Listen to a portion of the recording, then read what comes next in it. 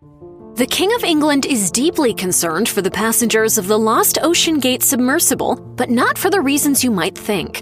In 1912, the Titanic was declared unsinkable by White Star Line Vice President Philip Franklin, as reported by the BBC. Despite his proclamation, the Titanic is now one of the world's most famous shipwrecks after hitting an iceberg on April 14, 1912. Images of the wreck at the bottom of the Atlantic Ocean were perhaps most famously immortalized in James Cameron's movie Titanic, starring Kate Winslet and Leonardo DiCaprio. And there are now 3D reconstructions of the shipwreck site created via digital scan, allowing history experts and amateurs alike to pore over the entire site.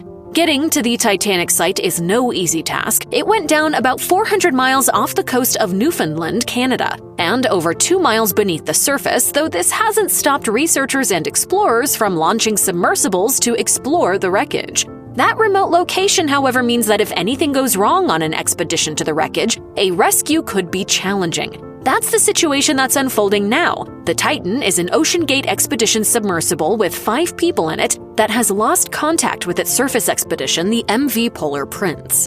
There's so many things that have to go right.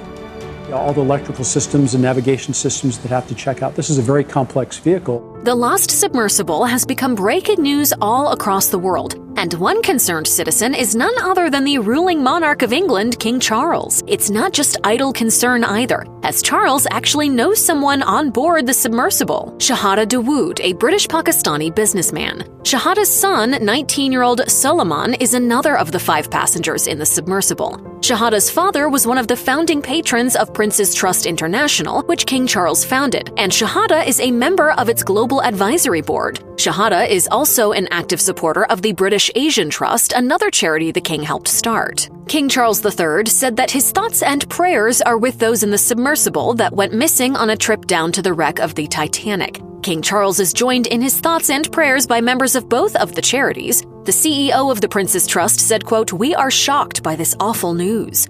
The British Asian Trust released a statement saying they were, quote, "devastated by the terrible news." Both charities noted the valued and longtime relationship they've had with the Dawood family. The Dawood family is one of the most prominent and prosperous families in Pakistan, and Shahada lives in England with his wife and their 2 kids. Their family has requested prayers for these submersible passengers at this time, and the Dawood Foundation based in Pakistan tweeted about the incident, asking people to avoid, quote, "speculation and theorization over what has happened." The submersible entered the water on Sunday, June 18th, and in less than 2 hours it lost contact with the Polar Prince. By the next day, a search and rescue mission was mobilized from the U.S. and Canada.